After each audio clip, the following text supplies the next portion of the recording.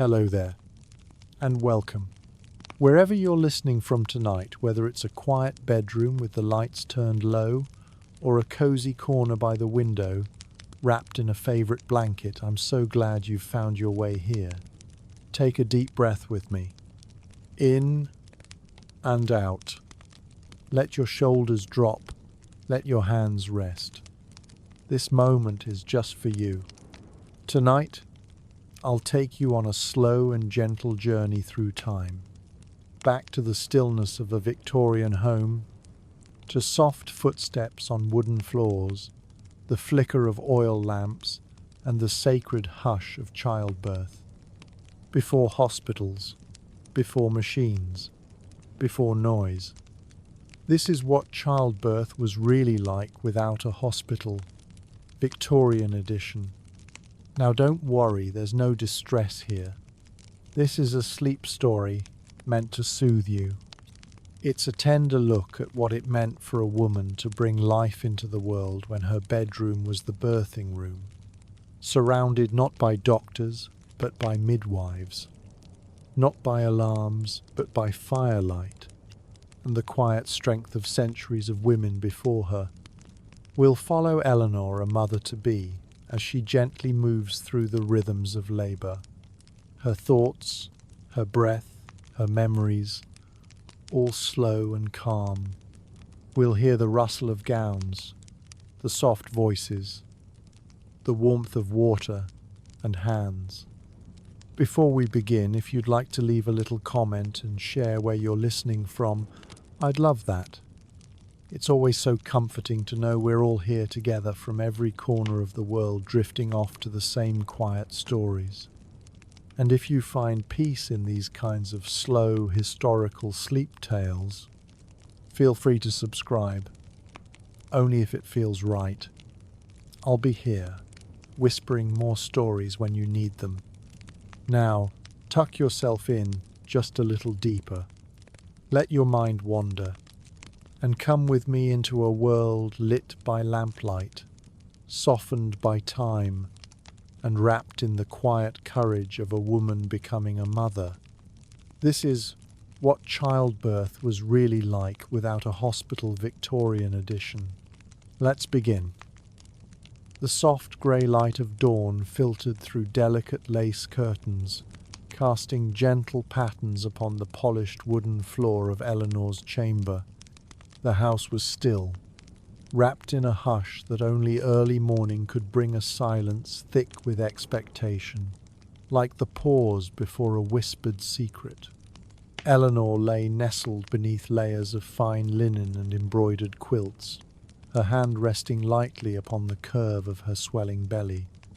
The quiet flutter of her breath mingled with the faint ticking of the brass clock on the mantelpiece. Outside, the first song of a robin trilled, tentative and pure, as if greeting a world only she could see. She was aware, almost dreamlike, of a slow tightening within a rhythm, subtle yet insistent, a tender summons that had been growing through the night, gentle as a sigh.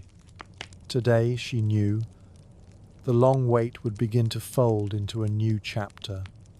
The chamber smelled faintly of lavender and beeswax, scents that soothed the mind and calmed the spirit.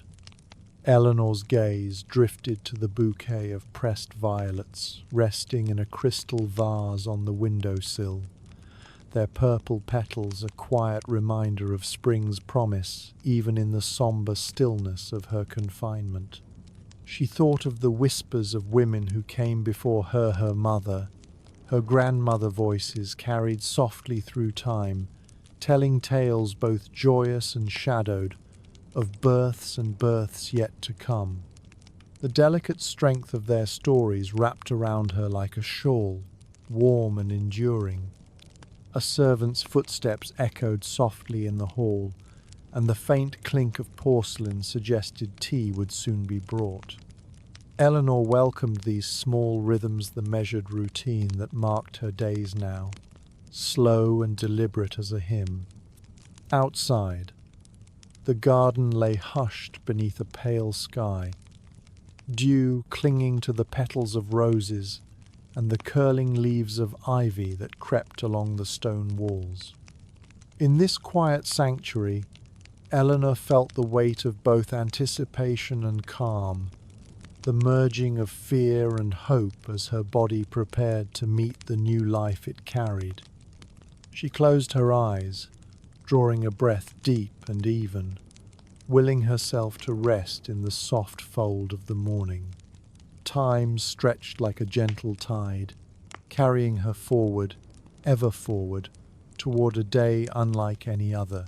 The faint warmth of the morning sun began to seep through the heavy curtains, softening the shadows in Eleanor's chamber. The gentle light caressed the worn wooden frame of the cradle tucked in the corner, a silent promise waiting to be fulfilled. Outside the window, the garden awakened slowly, dew glistening on the leaves like tiny jewels, and the sweet scent of honeysuckle weaving through the air. Eleanor shifted slightly on the feather-stuffed mattress, careful not to disturb the delicate balance of comfort she had fashioned over these long months.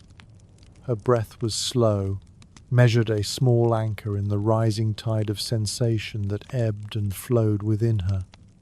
Each wave, though tender, brought a quiet knowing. The moment she had both longed for and dreaded was drawing near. Her gaze rested on the delicate embroidery that adorned the pillowcase threads of pale blue and silver, stitched into tiny blossoms and swirling vines. It was a gift from her sister, who had stitched it during the lonely winter when Eleanor's condition was first known. She had imagined the pillowcase would cradle her through nights of restlessness, and now it did. A soft comfort amid the unfamiliar territory of labour's early stirrings. The scent of tea wafted faintly from the hallway, mingling with the lingering aroma of beeswax from the polished floorboards. Eleanor thought of the midwives, experienced women who would soon arrive with their quiet hands and whispered prayers.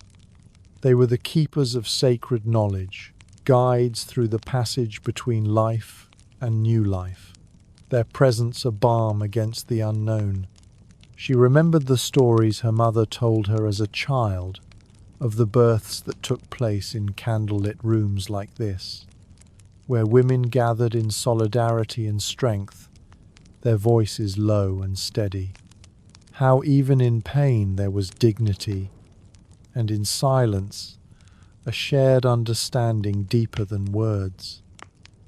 Though the world outside changed swiftly, these rituals remained, woven through generations like a gentle thread. A sudden tightening curled through Eleanor's belly, a soft contraction that felt like the earth itself was drawing closer, preparing to cradle her child. She breathed slowly, focusing on the rhythm, on the quiet grace that held her body in balance. There was no rush here, only the steady unfolding of what must come. From her bedside table, a small glass bottle of lavender oil caught the light, its delicate fragrance rising to mingle with the scent of old books resting nearby. Eleanor had spent many afternoons reading by the fire, losing herself in stories of distant lands and gentle heroes. Now, as labour whispered its arrival, those tales seemed to fade into the background, replaced by the singular focus of life's quiet miracle. The chamber was a sanctuary, a place of soft linens, embroidered handkerchiefs, and worn wooden chairs draped with shawls. Every object held meaning, every sound a reassurance. The rustle of silk, the faint tapping of the servant's broom in the hall, the occasional creak of the settling house. Time moved slowly here, marked by small gestures and tender care. Eleanor's thoughts drifted to her husband, Edward, a man of quiet strength who had supported her through the long months of waiting. Though he would not be present during the birth, things were left to women. His presence in the house offered comfort. She imagined him in the study, poring over letters by candlelight, unaware of the subtle changes unfolding just a room away. Her fingers brushed the delicate lace cuff of her gown, a garment of soft cream silk that fell in gentle folds around her. It was the dress she had chosen for this day, simple yet elegant, a reflection of the solemn beauty she hoped to carry within her. Though the labor ahead was unknown and unspoken, she clung to these small choices as anchors of control. Outside the window, the robin's song grew stronger, filling the morning air with a bright, clear melody. It seemed to herald not only the coming of a new day, but the birth of new life, a small chorus in the quiet symphony of the household. Eleanor listened, letting the music settle around her like a gentle embrace. A soft knock at the door announced the arrival of Mrs. Whittaker, the head midwife, whose calm presence had been a steady thread through Eleanor's pregnancy. The older woman entered quietly, her eyes warm with understanding and years of experience. She carried a small basket lined with clean linens and herbs, the tools of her trade prepared with care and respect. "Good morning, Mrs. Gray," she whispered, using Eleanor's maiden name as a mark of gentle familiarity. "How do you find yourself this morning?" Eleanor smiled softly, the corners of her lips turning up despite the weight in her body. "Still waiting, Mrs. Whittaker," she replied. "But I feel something beginning, a quiet stirring." The midwife nodded, settling into a wooden chair beside the bed. "That stirring will grow, my dear, as steady and sure as the tide. You are well prepared, and you are not alone." Together they sat in silence, the kind that spoke louder than words to women bound by the ancient rite of birth, sharing a moment suspended between past and future. Outside, the world carried on unaware, but within this quiet room, the story of life turned its first gentle page. The hours moved quietly, each one measured by subtle shifts. The hours moved quietly. The soft light changing as morning gave way to midday. Shifts. The slow crossing of dust motes that danced in the shafts of sunlight, and the gentle rhythm of Eleanor's breath, steady and deliberate. She moved softly around the room, preparing warm water in a copper basin, Mrs. Whittaker remained laying out near, hand-stitched linens, embroidered with delicate sprigs of forget-me-not. She moved softly around Mrs. Whittaker's hands were steady and sure, their fingers worn, yet capable of tender strength. It was in these hands, Eleanor knew, these small acts were that generations of women had found guidance and care, their whispered hopes and quiet fears held in equal measure. These small acts were steeped in ritual, the careful pouring of water, the folding of cloth, the quiet arranging of familiar objects, all gestures that gave the day its gentle structure. Hands were steady and sure. Bees droned lazily among the lavender bushes, their gentle hum blending with the rustle of leaves stirred by a mild breeze. The fabric was soft beneath her fingers, worn smooth by years of gentle use. There was no hurry here, no urgency. Only the slow unfolding of what must be wrapped in the steady embrace of time.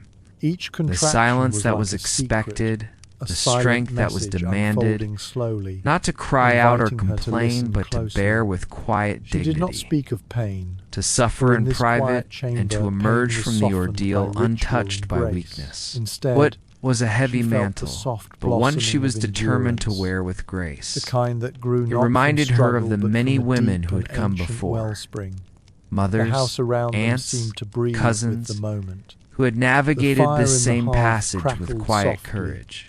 And of all the tender moments in between, their stories lingered in the air like a whispered prayer. The scent of freshly turned earth drifted in, grounding Eleanor's thoughts as she breathed it deep into her lungs. or lost in Nature, his own in quiet all its reveries. enduring calm, The thought seemed to brought a cradle faint her smile. as she journeyed inward. Outside the window, Mrs. the garden Whittaker remained continued near, its slow awakening. her presence both comforting Bees and droned unobtrusive. lazily among the Leonard lavender accepted bushes, it gratefully, their sipping gentle slowly, hum blending with the rustle warmth of spreading leaves comfort stirred through by her a body. mild breeze. The The simplest scent of things now freshly held turned great earth meaning. drifted in, The taste of grounding broth, Eleanor's thoughts the as she softness breathed of a it deep shawl, into her lungs. the touch of a steady Nature, hand. in all its enduring Eleanor watched calm, as her seemed midwife to cradle worked, her as she the years of journeyed inward. experience etched She into the reached lines for of a her small calm embroidered face. handkerchief resting on Eleanor the bedside closed table her eyes, and pressed focusing it lightly inward, to her brow. letting the steady fabric cadence was of her soft breath beneath her anchor her in the fingers, present worn moment. smooth by years The of world gentle outside use. faded It to a reminded soft her of the blur, many women who had come before, leaving only the mothers, quiet aunts, sanctuary of the chamber and cousins, the who slow, had navigated sacred this rhythm of same life passage with preparing quiet to bloom. courage. Each Their contraction was stories like a lingered in the secret, air like a a whispered silent prayer. message The unfolding room was slowly, filled with soft inviting her to sounds, listen the closely. ticking clock, Surrounded the by gentle the echoes breathing of of the two women's women, strength across the faint generations, creak of the old and held by house the settling calm into its presence of her bones. midwife. There was no hurry She here, allowed herself no to surrender urgency, to the slow only unfolding the of the slow day. unfolding of what The must fire be, in the hearth crackled wrapped in the steady softly, embrace of casting time. flickering shadows Eleanor that danced thought of across the great faded social wallpaper and expectations polished that surface of the accompanied her writing role as a desk, Victorian where a wife and single mother. unopened letter The rested. silence that was expected, Eleanor the imagined strength Edward that there, was demanded perhaps not to thinking of cry her, out or or complain, lost in his own but quiet to bear with reveries. quiet dignity, The thought brought a faint smile. to suffer in private, She did not speak and of to pain, emerge from the for in this ordeal quiet untouched chamber, by weakness. pain was softened It by was a heavy ritual mantle, and but grace. one she was determined to wear Instead, with grace. she felt the soft The midwife blossoming of returned with a endurance, small bowl the of kind that warm grew broth, not from its struggle, aroma rich with but from a herbs deep and and nourishing ancient strength. wellspring. Eleanor accepted Occasionally, it gratefully, Eleanor's breaths sipping would slowly, deepen, the her warmth body spreading responding to comfort the through her subtle body. surges that rippled The through her. simplest things now held The house great around them meaning. seemed to breathe with the taste moment. of broth, the Outside the softness of a window, shawl. the garden the touch of a continued its steady slow hand. awakening. As the day She wore reached on, for a small the embroidered sunlight shifted handkerchief to a resting on gentler the glow, bedside table the and house pressed it growing lightly to cooler her as a brow. slight breeze whispered The through a room was slightly filled with ajar soft window. sounds, the ticking Eleanor clock, closed her eyes, the gentle focusing breathing of inward, the two women, letting the the steady faint creak cadence of the her old breath house anchor settling her into in its the present bones. moment. Eleanor world thought of the outside great social faded to a soft expectations blur, that accompanied her leaving role as a only the Victorian quiet wife and sanctuary mother. of the chamber The midwife and the returned with a slow, small sacred bowl of rhythm warm of broth, life preparing to its bloom. aroma rich with In herbs this and nourishing suspended strength. space, Eleanor found As the herself day filled wore with a on, quiet the resolve. sunlight shifted to a Though gentler the path glow, ahead was unknown, the she house was growing not afraid. cooler as a slight Surrounded breeze by the whispered echoes through a of women's slightly strength ajar across window. generations and held In by this the calm suspended presence space, of her midwife, Eleanor she found allowed herself to filled with a surrender quiet to the slow resolve. unfolding of the day. Though the path ahead was Time, unknown, here, she was not afraid. was not counted by Time, hours or here, minutes, but by the was gentle not counted by pulse hours within a pulse that or whispered minutes, of beginnings, but of by the endings, gentle pulse within, and of all the a tender pulse that moments whispered in of between. beginnings, of Afternoon endings. descended gently, as though the world itself were holding its breath.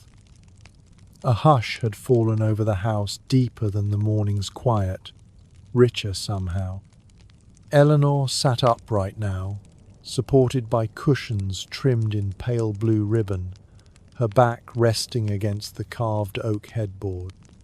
A shawl had been draped around her shoulders, hand-woven from soft lamb's wool, dyed the colour of faded heather.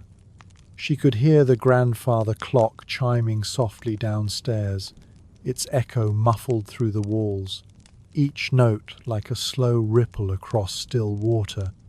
The contractions had grown slightly stronger, not alarming, not painful, just more sure of themselves, as if her body was gradually waking up to its purpose, without need for spectacle. Mrs. Whittaker sat near the fire, her hands busy with a bit of lace mending. She didn't speak often, there was no need. The two women understood the silence between them, shared it as one might share a hymn or a lullaby. Every so often the midwife would glance toward Eleanor with calm, knowing eyes, nodding subtly in encouragement, as if to say, "Yes, this is how it begins, quietly, properly, as it should." On the small table beside the bed, a silver tray had been laid out, a porcelain teacup filled with chamomile, a square of lemon sponge cake, and a sprig of mint on a folded napkin. Eleanor took small bites, chewing slowly, savouring not only the sweetness, but the normalcy of it. How ordinary pleasures still held space here, even in the midst of something so monumental.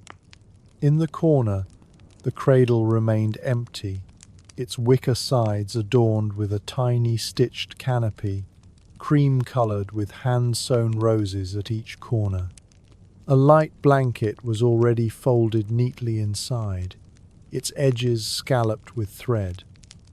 Eleanor had chosen the design herself from a catalogue months earlier, heart-pounding with equal parts excitement and fear. The baby hadn't moved in a while, but she knew better than to be alarmed. There was stillness before a storm, and calm before a crescendo. She pressed her palm to her belly and murmured something low and private. Not a word exactly, but a sound of acknowledgement, of kinship. The baby, this quiet visitor from beyond the veil, had become part of her daily language, one of breath, motion, and hope. The window had been opened slightly to let in fresh air, and a faint scent of rosewater drifted in from the garden.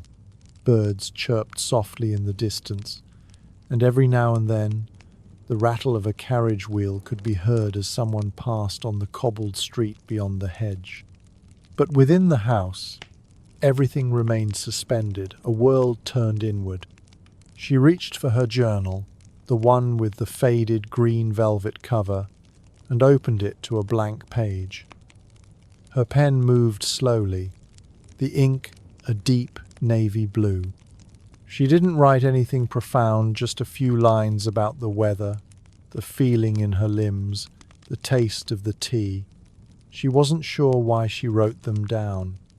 Perhaps someday her daughter or son might read these pages and wonder what that day had been like. Perhaps writing gave shape to the formless waiting. After some time, Eleanor paused. She tilted her head slightly, listening. There it was again, another contraction, firmer now, deeper, almost like a strong hand pressing inward and then letting go. She closed her eyes, not in fear, but to give it her full attention. When it passed, she looked at Mrs. Whittaker. The older woman smiled softly and stood. "Still gentle?" she asked. Eleanor nodded. "They come and go like waves, nothing sharp. Just deeper now." Mrs. Whittaker nodded back. "Then it's beginning in earnest. Slowly but rightly. We've a fair bit of time, but I'll have Sarah begin warming more cloths. The housemaid's young, but she listens well." She left the room briefly, her skirt rustling faintly. The door clicked shut behind her, and Eleanor was alone again, but not lonely.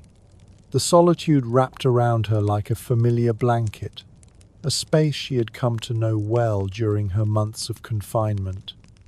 It had changed her, this long waiting, though she wasn't yet sure how.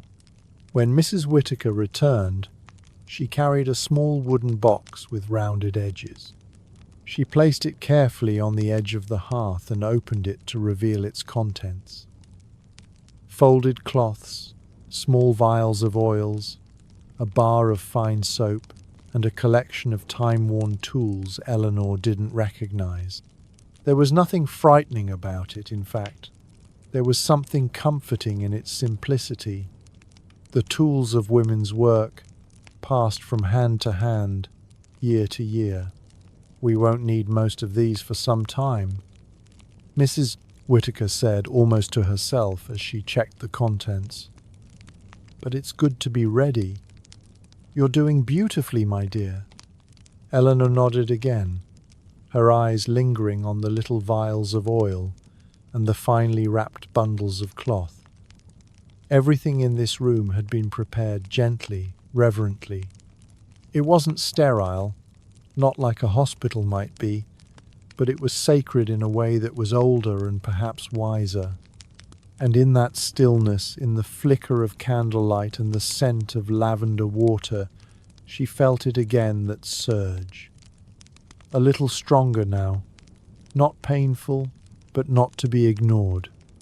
The house seemed to settle a little deeper into its silence.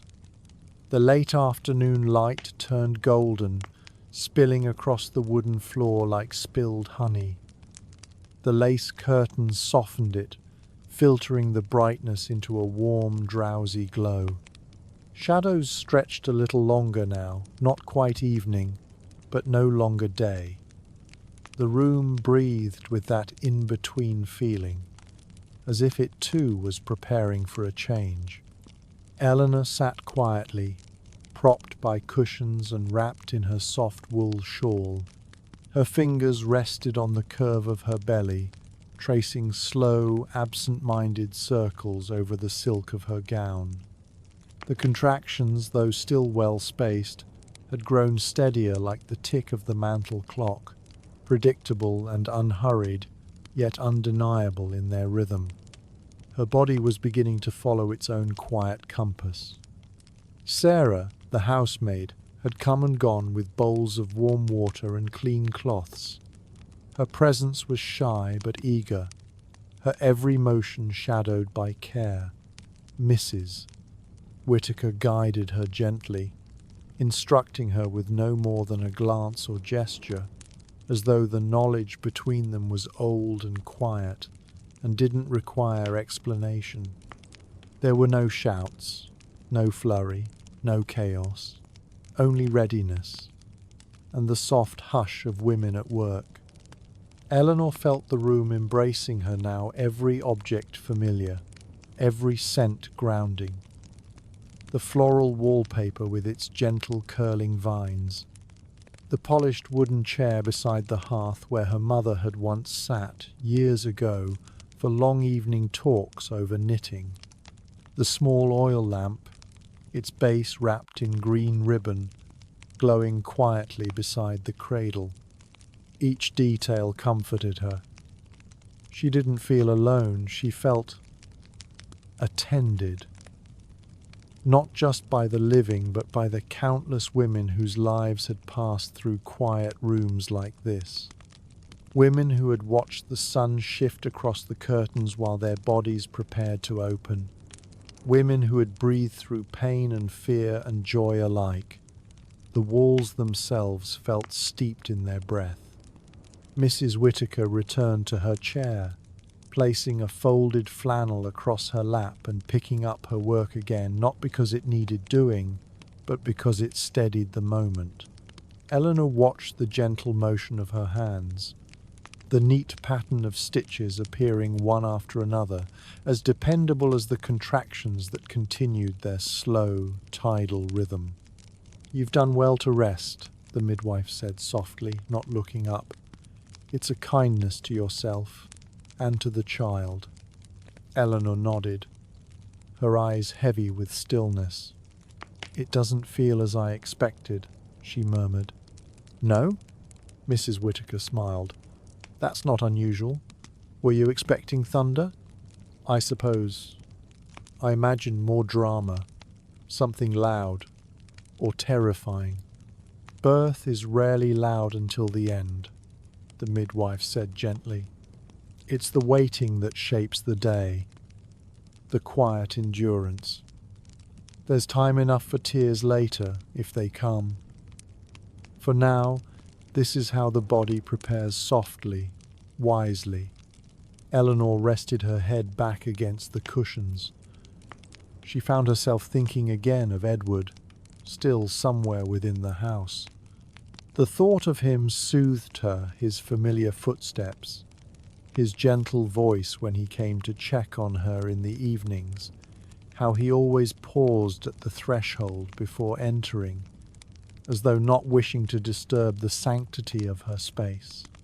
He had written her a letter 2 days ago, a simple note, left folded on her pillow, in his careful hand.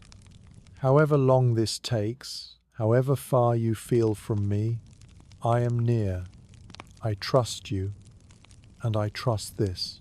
She hadn't replied. She didn't need to. His words lived in her now, quietly tucked beneath her breastbone like a second heartbeat. The light in the room shifted again, dimming just slightly. Mrs. Whittaker rose and with practiced ease lit the oil lamp. Its flame flickered to life with a soft pop, casting a golden halo that danced across the pale wallpaper. "We'll keep things gentle now," she said. "Soft light, warm cloths, a little movement if you can manage it." Eleanor nodded, and after a few moments, she swung her legs slowly to the side of the bed, letting her feet settle into her slippers.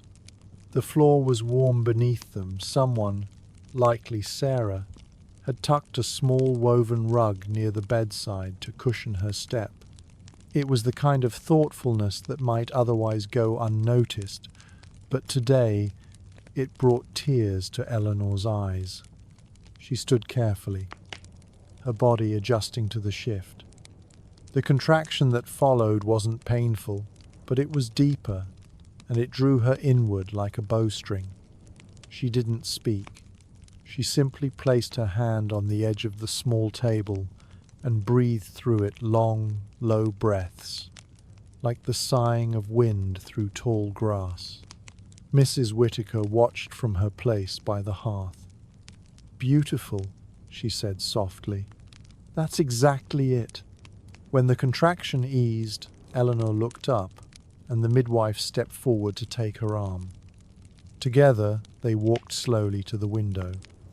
Outside, the sky was beginning to shift into twilight, that silvered time when the world glows from within. A dove fluttered to the edge of the stone wall in the garden, cooing softly, and a pair of chimney swifts circled above. "It's all happening exactly as it should," Mrs. Whittaker murmured, her voice a lullaby.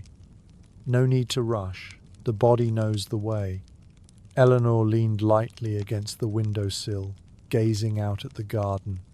The roses had begun to close, their petals folding inward, holding their fragrance until morning.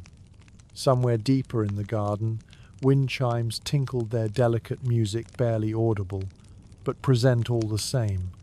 She breathed in the cool air, her fingers resting on her belly. And there it was, a flutter, a roll, a motion deep within. The baby stirred, as if answering her, as if saying, "I know too. I'm coming, but slowly. Together, we'll do this." Twilight settled over the house like a soft shawl drawn across its shoulders. Lamps were lit in quiet succession, each room glowing faintly, like warm embers tucked into the corners of dusk. Eleanor had returned to bed, the slow walk to the window having stirred her weariness as much as it had soothed it. She sat now half reclined, a fresh pillow beneath her lower back, the shawl still wrapped gently around her shoulders. The contractions had grown more persuasive, not sharp, not sudden, but more certain. They moved through her now like an underground current, undeniable, slow-moving, insistent. Each one asked for her attention. Each one required stillness. And so she gave it. Sarah entered the room once more, this time carrying a shallow basin of steaming water scented with lemon balm and rose petals. The scent bloomed in the air, soft and clean, and Eleanor felt her breath deepen at its presence.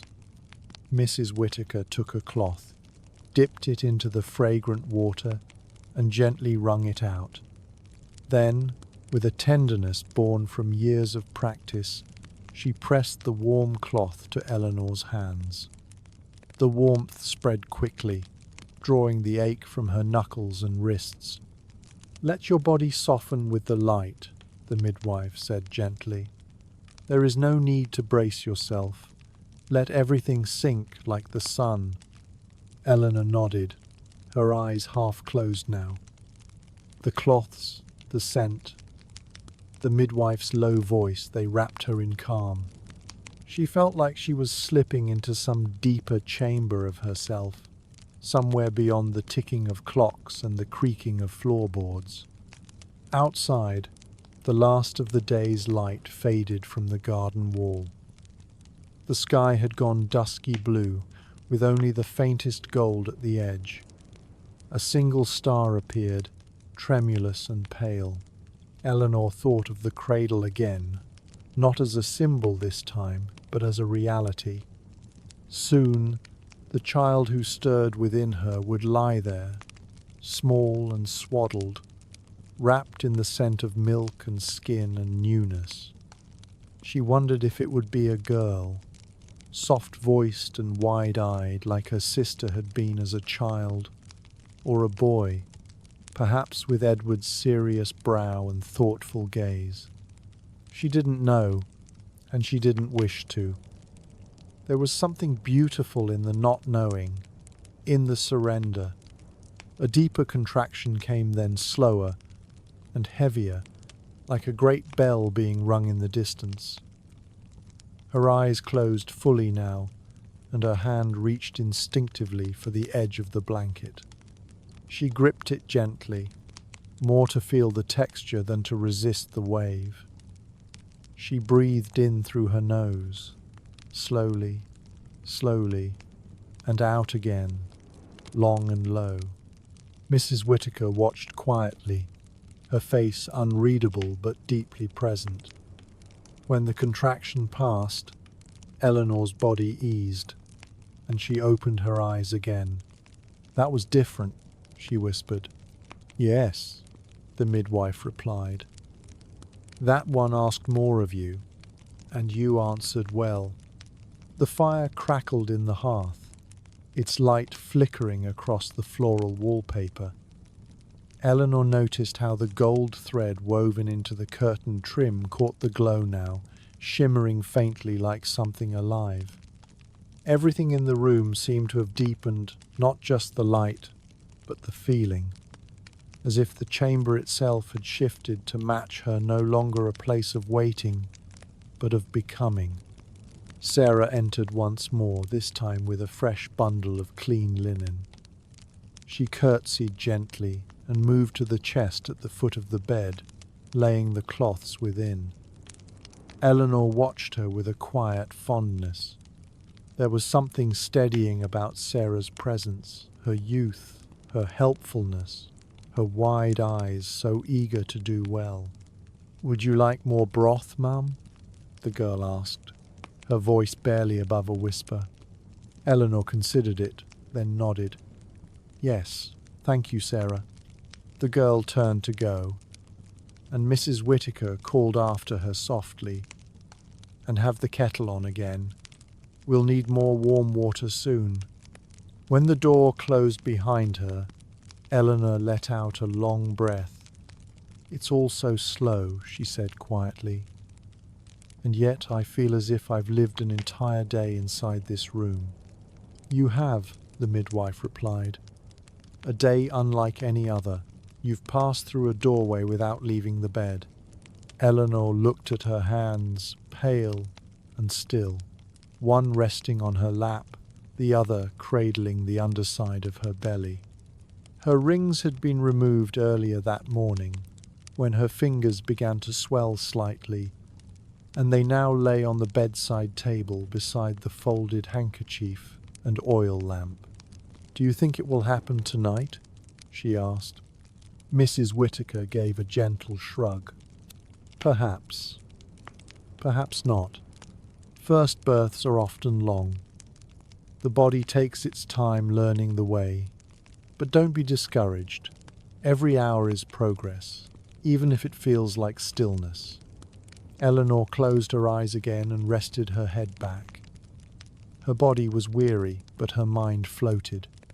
She felt suspended, not fully in this world or the next, somewhere between them, as if crossing a slow river by moonlight. She thought, fleetingly, of her mother's voice, how she had hummed while brushing Eleanor's hair as a child, and of the old family nurse who used to light candles in the hallway each evening and whisper prayers under her breath. These memories came now like soft wind against the cheek, barely there, but deeply felt. In the corner, the cradle waited.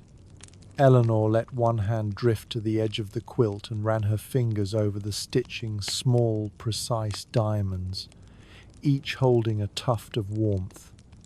It had been made by a neighbour, Mrs. Farnsworth, who had sewn it by lamplight through the winter months. Eleanor remembered the older woman's words as she presented it. "Every stitch, a prayer, my dear. Every knot, a wish for rest." Now she felt those prayers holding her, like threads in her own body. A new contraction rose slower again, fuller. This one asked her to pause entirely. Her lips parted slightly, and she inhaled through her nose. Mrs. Whittaker moved closer, not to interfere, but simply to witness. The presence of another woman nearby, breathing with her, was like a guide rope in a dense forest. When it passed, Eleanor let her head tilt to one side, eyes half-lidded. "I feel as though time is changing," she whispered, slipping away from clocks and calendars and into something older. Mrs. Whittaker nodded. "That's because it is. You're entering the old time now, the women's time, the time that lives beneath all the others." The lamps were burning low now, casting pools of amber light across the floorboards. Outside, night had fully unfurled, and the windows reflected only the flickering firelight and the soft motion within the room. The world beyond had vanished into darkness, and only the warm, womb-like hush of Eleanor's chamber remained. A fresh contraction swept through her, this one, slower but also wider, as if her whole body were gently expanding, making space for something immense and sacred. She didn't speak during it. Her head bowed slightly, her eyes closed, her hands pressed gently against the mound of her belly. There was no tension in her face, no panic in her breath, only a quiet surrender. Each wave came like a summons, and each time she listened. When it passed, Eleanor opened her eyes and looked toward the hearth. Mrs. Whittaker was heating more water in a copper pot, her movements deliberate, unrushed. She had already changed into her birthing apron, a soft grey garment with broad, clean pockets and ties that crossed at the back. It marked a quiet shift in the room's purpose. Sarah returned moments later, carrying the broth Eleanor had requested. She entered slowly, balancing the tray with the care of a ceremony. "It's still hot, ma'am," she said in a soft voice. Eleanor smiled faintly and took the delicate teacup in her hands. The steam curled upward, bringing with it the comforting scent of chicken and thyme. She sipped carefully. The warmth travelled down her throat and into her chest, anchoring her once more. "You're doing beautifully," Sarah added, a touch of awe in her voice. Mrs. Whittaker gave the girl a quiet, approving glance. "Go on and rest a bit, child. You'll need your strength later." The girl nodded, curtsied, and slipped from the room, the door closing with a soft click. Eleanor looked at the midwife. "She's very young." "Yes," said Mrs. Whittaker, returning to her seat. "But she's learning. and kind. Kindness is the best thing to be near when a woman is laboring. Eleanor nodded. Her own body was learning too, learning how to let go, how to allow. The tightening in her belly wasn't frightening, not now. It felt like part of something older than her, something that existed before language. She finished her broth and set the cup down carefully. The fire popped in the grate, sending a tiny burst of sparks upward. A log shifted, revealing a glowing core bright orange, almost pulsing.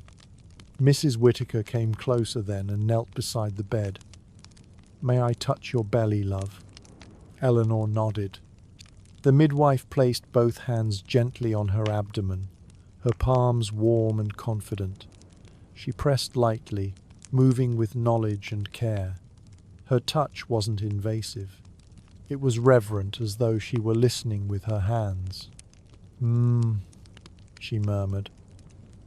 "Baby's well positioned. Your womb's working just as it should. Still early, but moving ahead nicely." Eleanor let out a breath she hadn't realized she was holding. It wasn't that she doubted, but to hear it said aloud, to have the quiet progress named and witnessed, brought comfort. Mrs. Whittaker sat back on her heels, resting one hand on Eleanor's arm. "You may find the next few hours grow heavier. It will require more of you, not all at once, but steadily, like a slow river narrowing into a stream." Eleanor met her gaze. "I'm ready, or as ready as I can be." "That's all any woman has ever been," the midwife said gently. "And it's enough." The next contraction took longer to arrive, but when it came, it asked for more attention. Eleanor instinctively turned onto her side, her hand clutching the pillow beside her. The sensation wasn't sharp, it was round, full, almost echoing inside her bones. She breathed through it, long and low. Mrs. Whittaker timed it silently, watching the rise and fall of Eleanor's breath with practiced eyes. When it passed, she adjusted the pillows behind Eleanor, placing a warm compress at the small of her back. The scent of lavender oil filled the air again, subtle but grounding. Mrs. Whittaker had dabbed it behind Eleanor's ears and across her wrists. It mingled with the scent of firewood, rosewater, and beeswax, the bouquet of the birthing room, soft and sacred. Time passed in a way that defied measurement. 10 minutes, 30, an hour. It hardly mattered. There were no clocks inside Eleanor now, only tides. She moved between wakefulness and drifting. At times, she sat up to sip tea or accept a cloth. At other times, she leaned against the cushions, her eyelids fluttering, her thoughts turning inward. The contractions deepened slowly. Each one folded her a little more into herself, into the quiet cradle of becoming. Mrs. Whittaker spoke less now, but when she did, her voice was velvet smooth. "That's it, my love. Let your body open like a rose at dawn. Nothing forced, nothing hurried." Between waves, Eleanor thought of the days leading up to this one. The slow packing of the baby's things into drawers lined with linen, the carefully arranged bottles of oil and powders, the sewing basket half finished on the drawing-room table. She remembered the sound of Edward's voice reading to her by the fire, the way he paused whenever she shifted or sighed. She thought of her own mother, a woman of few words but deep hands. She had died some years ago, but in this moment, Eleanor felt her presence vividly, as though she were sitting beside the bed, humming softly and smoothing her daughter's brow. The next contraction came on faster, stronger.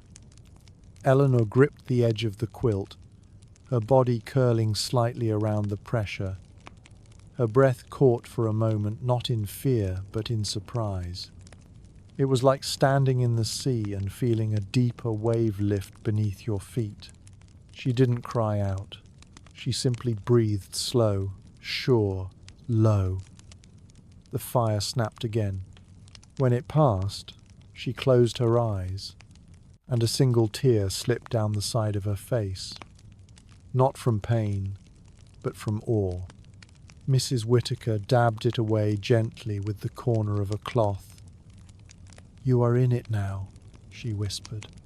"The beginning of the real work, and you are doing it so well." Eleanor rested her hand on her belly again. The baby was quiet, but present. Their quiet pact continued. She was no longer waiting. She was crossing. The fire had dwindled to coals now, a bed of soft red and ash grey, glowing in pulses. The shadows on the walls moved more slowly, like dancers growing tired at the end of a long waltz. The clock downstairs struck once, perhaps midnight, perhaps earlier. Eleanor couldn't tell. Time had surrendered its hold on her. Only breath remained, and warmth, and waves. She was lying on her left side now, propped by the bolster pillow. Her shawl slipped from her shoulders and folded neatly near the foot of the bed. Mrs. Whittaker had draped a wool blanket across her legs, soft and worn and smelling faintly of lemon soap. A basin of clean water steamed nearby, a damp cloth folded and ready for her brow. The contractions were longer now, like deep bell tones echoing through a great hall. They no longer knocked at the door of her awareness. They entered, stayed, expanded.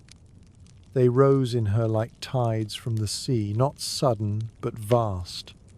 They asked her to yield, and she did. When the wave came, she sank beneath it, not resisting, not fleeing. Her breath followed it, curled around it, as if she were breathing not through her lungs but through her skin. In the stillness that followed, her limbs softened again, releasing the tension with each exhale. She had long since stopped speaking. There was nothing to say. Words had emptied out of her, gently, like tea poured from a pot until only fragrance remained. What she needed now was silence, and someone to hold that silence with her. Mrs. Whittaker remained close. She did not hover or intrude. She simply stayed watching, measuring, adjusting. The midwife's touch came only when needed. A cloth smoothed across Eleanor's cheek, a sip of water brought to her lips, a hand on her shoulder during the hardest of the waves. Between contractions, Eleanor floated. Her mind drifted to strange places. The pattern of frost on the windows during last winter's snow, the soft click of her mother's knitting needles, a memory of being 10 years old, hiding under the garden hedge during a summer rainstorm. All of it rose and fell, like leaves on a slow-moving stream. Then came another contraction, broader, heavier. It demanded more of her, pressed deeper into her spine. Her breath came shorter now, then longer, then short again. She shifted her hips instinctively, seeking space within herself. Mrs. Whittaker stood and placed both hands gently on Eleanor's lower back, applying steady pressure. It was not enough to stop the wave, but enough to meet it. "That's it," she murmured. "Let your breath carry you over. Let your body be wide." The contraction peaked and passed, like a tide receding over stones. Eleanor moaned very softly, not from pain, but from the sheer effort of release. Her head dropped forward. Mrs. Whittaker reached for the damp cloth and laid it across Eleanor's neck. "You are entering the deep," she whispered. "The place of crossing. You'll need all your strength now, but it's coming. Your child is coming." Eleanor blinked slowly, her face damp, her lips parted. Her skin glowed with a soft sheen of sweat. She did not feel afraid. She felt hollowed out, in the most sacred sense, as though something ancient had cleared a path through her and now waited to be born. Outside, the wind had picked up slightly. It whispered around the eaves and curled through the hedges, but did not rattle the windows. It was a hush wind, not a storm, a wind that carried change gently on its back. Sarah peeked quietly into the room, her face pale with reverence. Mrs. Whittaker nodded to her, beckoning her forward. "Bring the fresh linens now," the midwife instructed softly, "and the oil lamp from the hallway. It's time to prepare the birth tray." Sarah entered barefoot, her steps light. She carried a bundle of folded cotton and a small tray upon which sat a pair of scissors, a length of clean ribbon, and a tiny jar of caraway-scented balm. The girl's hands trembled just slightly, but she set the items down with care. Eleanor heard none of this clearly. The world around her had narrowed, as if a curtain had been drawn over the room, muffling its sound and shape. Her eyes fluttered open only briefly, then closed again. She was not asleep. She was journeying.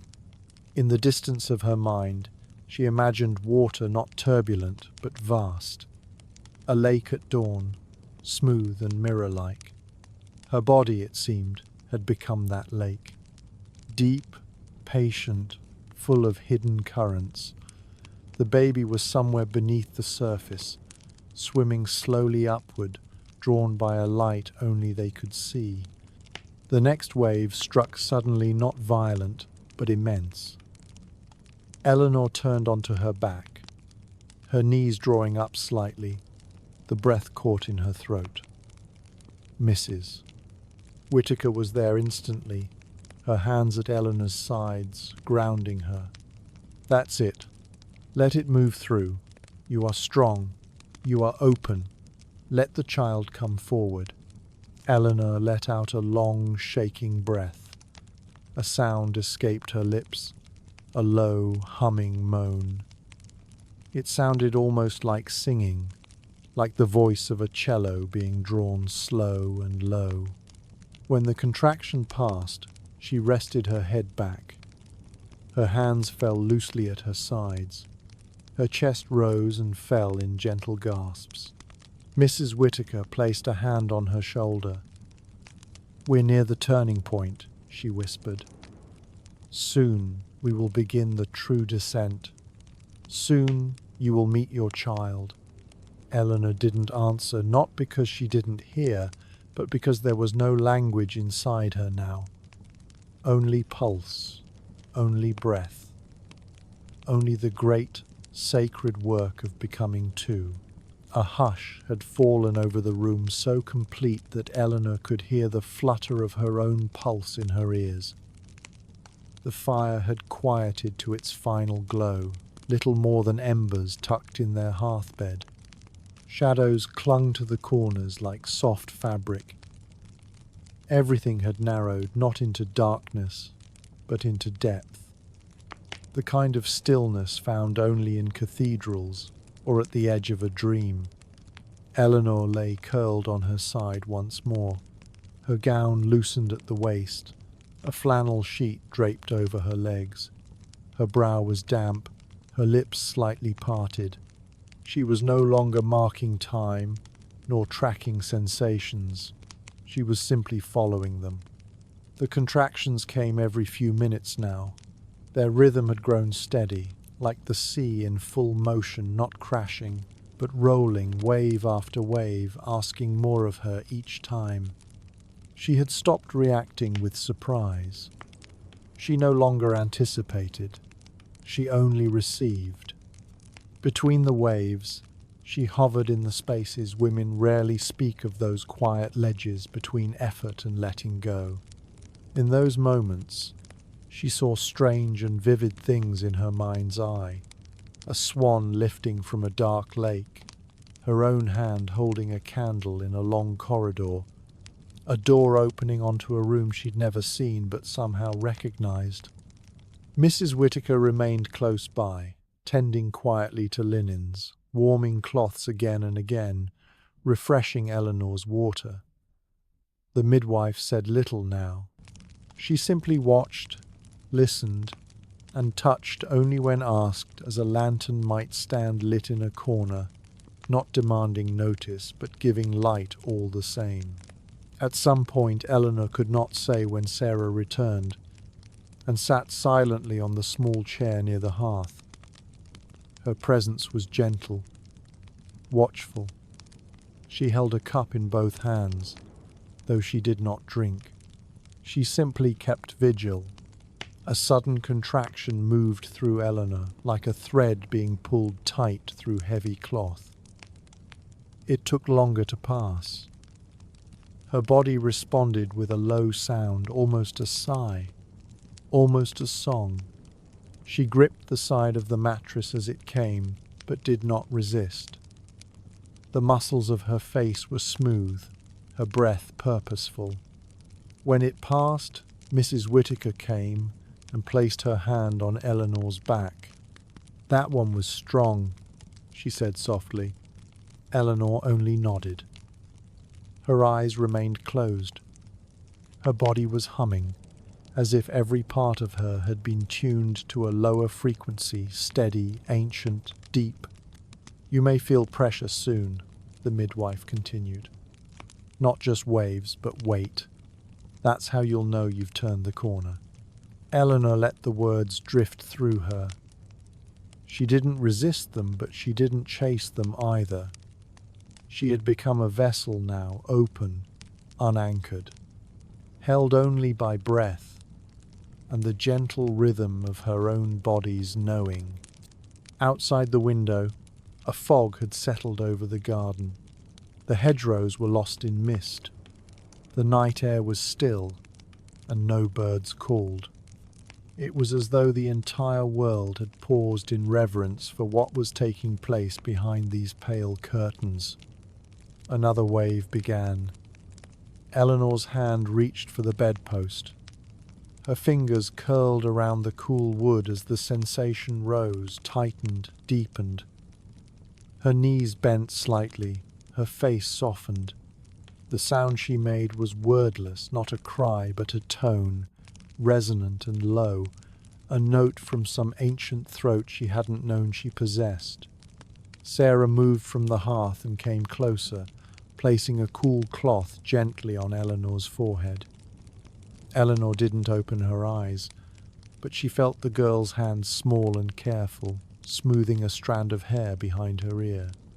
"You're nearly there," Sarah whispered. Eleanor let her tears come, quiet and unforced. Not from fear, not from pain, from the enormity of it all, from the beauty of being surrounded by such quiet care, such reverent watching. She felt herself cradled by it, not just by the hands of the women in the room, but by the invisible arms of thousands who had come before. Mothers and daughters, midwives and sisters, all laboring by firelight, all breathing through the long night, all whispering the same silent mantra, "You are not alone." The next contraction surged with even more certainty. Eleanor turned slightly onto her back, guided by instinct, her knees drawn up more fully now. The midwife moved swiftly to support her, placing fresh pillows and adjusting the sheet. This was no longer early labor. The crossing had happened. Mrs. Whittaker placed a hand over Eleanor's belly. "It's time," she said gently. "Your body is guiding you well. You'll feel your child moving down soon." Eleanor did not answer. Her whole body was listening now not to voices but to sensation, to the slow descending pressure that had begun to anchor deep within her hips, stretching low and heavy, calling her downward. Sarah lit another lamp and moved it closer to the bed. The golden light illuminated the curve of Eleanor's face, the calm tension in her limbs, the still determination in her expression. The house was utterly silent except for the sound of breath and water and fire. Eleanor opened her eyes just for a moment and looked toward the cradle. Then the next contraction rose enormous, patient, sacred. She let it carry her. The house was quiet in that strange way. It only becomes before dawn, not merely asleep, but holding its breath. The fire in the hearth had dimmed to its final flickers, the last of the coals sighing into ash. Somewhere outside, the faintest silver stretched across the edge of the sky, though the windows were still cloaked in blue. Eleanor lay on her side, her body curved around the pressure that had begun to settle deep within her hips. She was fully in it now, in the place beyond clocks, beyond speech. Her breathing came in slow, rounded exhales, soft and open-mouthed. She moved only when the wave moved her. She rested when it passed. Mrs. Whittaker stood beside her, kneeling now and then to check the warmth of the compresses, or to refresh the cloth that rested beneath Eleanor's palms. The room smelled of lavender and sweet oil, of firewood and rosewater, the scent of labour. There was a knock barely audible, a gentle tapping, and then a door creaked open downstairs. A soft voice, a murmured exchange. Eleanor didn't move, but she heard it. Somewhere beyond the great cathedral of her body, she registered the sound of new footsteps on the stairs. "She's arrived," Mrs. Whittaker said gently. The second midwife. Sarah moved quickly now, lighting the hall lamp and guiding the woman into the room. She wore a grey cloak over her arms and carried a leather satchel, worn at the edges from years of use. Her hair was pulled into a neat bun, and her boots had been left at the door. She moved with quiet familiarity. "Good morning," she said in a low voice, nodding to Mrs. Whittaker and to Eleanor, though she did not speak directly to her. "How far along?" "Fully active," said Mrs. Whittaker, smoothing Eleanor's gown. "Strong surges, no pushing yet, but not long now."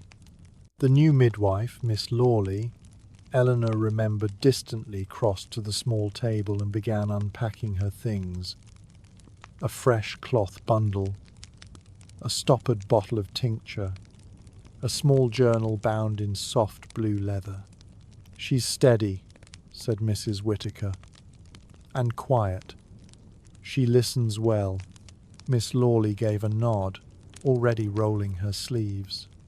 The room became a hive of low, purposeful movement. Sheets were folded, linens refreshed, the oil lamp was adjusted. The second cradle blanket, one that had been warming near the fire, was laid out in preparation. Yet all was done with the softness of women who had done this many times. There was no rush, no fear, only readiness. Eleanor felt a hand pressed gently against her back, not firm, just grounding. Mrs. Whittaker. "Another wave coming," she murmured. "Breathe, love. Let it rise. It's all right to let it move through you." The contractions swelled from the base of her spine and wrapped around her like a tide, pulling her breath low into her belly. She groaned softly, a long sound that vibrated in her throat. Her knees drew up. Her hands curled into the linen. The room blurred for a moment. Then it passed. She rested again, her cheek pressed to the pillow. The hum of activity around her felt like a veil, comforting, almost musical. She was not alone, not adrift. She was held in a kind of sacred choreography, her labor, the central drumbeat, the women around her, the rhythm section. Miss Lawley approached now with a cup of tea, cooled, mild, laced with chamomile and a few drops of barley water. She held it to Eleanor's lips, and Eleanor drank without speaking. "Good girl," said the midwife, not unkindly. "You're walking well toward it. Every breath brings the baby nearer." Another contraction began, and this one was sharp, not in pain, but in precision. It pulled her upright, instinctively. She rose to sitting, then leaned forward into Mrs. Whittaker's arms, her forehead against the woman's shoulder. She did not cry out. She simply breathed her breath short now, uneven. Mrs. Whittaker held her. "That's it," she whispered. "Let your body open. You are doing beautifully. The child is coming. Soon now. Soon." The room held the quiet hum of preparation like the beginning of a ceremony. The women moved in practiced silence. No words were wasted, no movement unmeasured. Cloth was folded with intention. Water was warmed again. Every gesture seemed both sacred and ordinary, the way ritual always is when passed through many hands. Eleanor sat upright now, resting between contractions in the center of the bed, her pillows stacked behind her, her hands resting over her belly as though to cradle what could not yet be seen. Her gown was open at the top, her hair loosened, one damp curl clinging to her temple. She did not look frightened. She looked distant, as if part of her had already stepped into the next room. Sarah brought another towel, warm this time, and laid it over Eleanor's knees. "It's nearly morning," the girl said, almost as if speaking to herself. Miss Lawley stood at the window, drawing back the curtain by a finger's width. The sky outside was shifting, barely. The black had faded into slate grey, and there was a pale line forming just above the chimney tops, the first trace of dawn. A new day was being born in tandem with the child.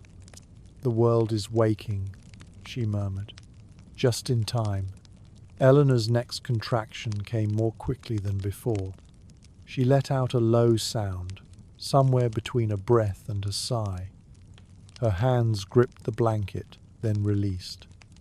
The tension passed through her like water through cloth. Mrs. Whittaker knelt beside the bed, pressing her palm lightly against Eleanor's lower back. "That's it, love. The baby's descending now. Do you feel it?" Eleanor managed a small nod, her brow furrowed with concentration. The pressure had changed not just around her belly, but lower now, deep, anchored, like the slow turning of earth beneath her. The midwife exchanged a glance with Miss Lawley. No words passed between them, but something silent was agreed. It was time to ready the final space. Miss Lawley turned to Sarah. "More towels, and light the second lamp. We'll need brightness soon." The girl moved with care, fetching a small bundle of folded cloths from the linen chest. She placed them near the head of the bed, then returned with a second oil lamp and set it near the table, adjusting the wick until the flame burned steady and golden. The light spilled over Eleanor's hands. They looked graceful and strange to her now, as though they belonged to someone else. They trembled slightly, though she didn't feel cold. Her whole body hummed with the sense that something was close, not just the baby, but a kind of threshold, something she could almost touch. The next contraction built faster. This one did not invite stillness. It demanded motion. Her body rose against it, shifting, turning slightly onto her knees.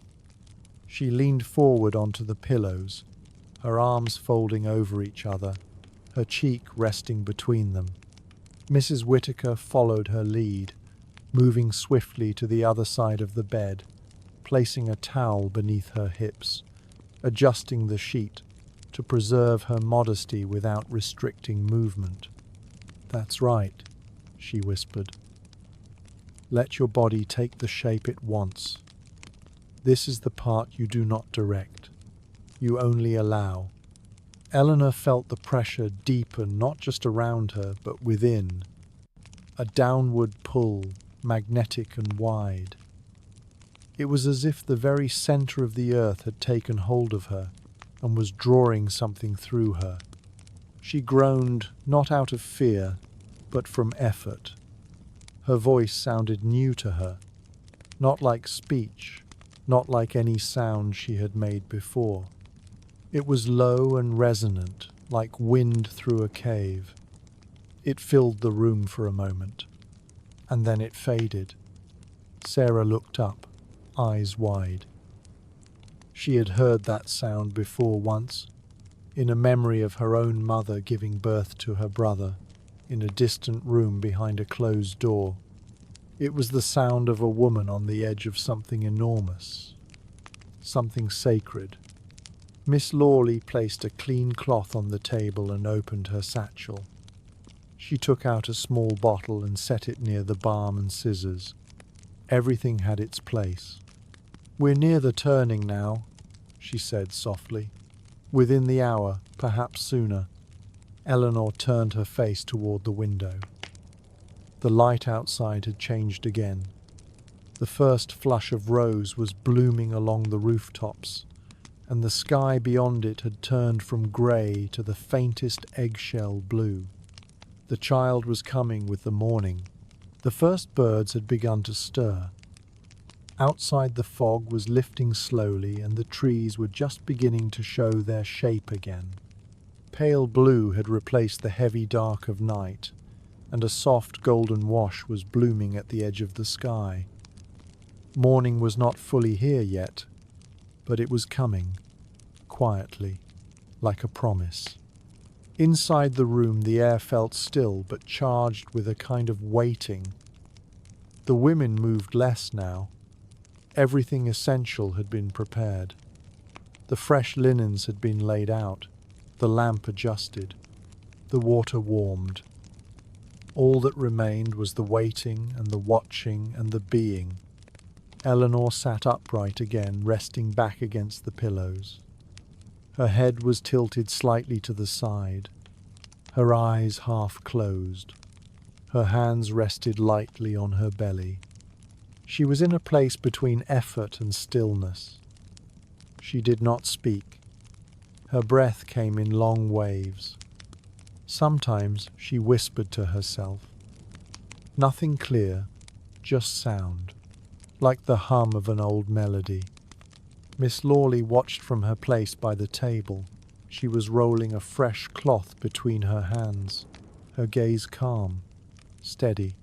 She glanced at Mrs. Whittaker, and they exchanged a brief nod. Not yet, but very soon. Eleanor shifted. Another contraction was coming. This one began differently. It rose low and strong and brought with it a new sensation, deeper, more pressing. Her brow furrowed, and she let out a quiet moan. She turned again onto her knees and pressed into the pillows. Mrs. Whittaker moved beside her, placing a hand gently on her back. "You are moving into it now," she said softly. "You may begin to feel the baby pressing downward. That pressure is part of the opening. Let your body guide you." Eleanor nodded slowly. Her voice had grown faint, but she managed a word. "Yes," she whispered. "I feel it. It is different." Miss Lawley approached and knelt near the foot of the bed. She placed a folded towel beneath Eleanor and adjusted the sheets again to keep her covered while allowing space for her to move. There was no need to hurry. Everything was unfolding as it should. The next contraction followed quickly. Eleanor's breath came in sharp, then rounded waves. She leaned forward more fully now, her arms draped across the pillows, her face turned slightly into the fabric. Her gown had slipped from one shoulder. Her skin glistened faintly in the golden light. The sound she made this time was lower, deeper, not louder, just fuller. It filled the room like a bell ringing in a cathedral. Sarah looked up from where she was seated near the fire. Her hands were clasped tightly in her lap, but her face was calm. She had begun to breathe with Eleanor. Not intentionally, just instinctively, as if syncing her own rhythm with that of the birthing woman.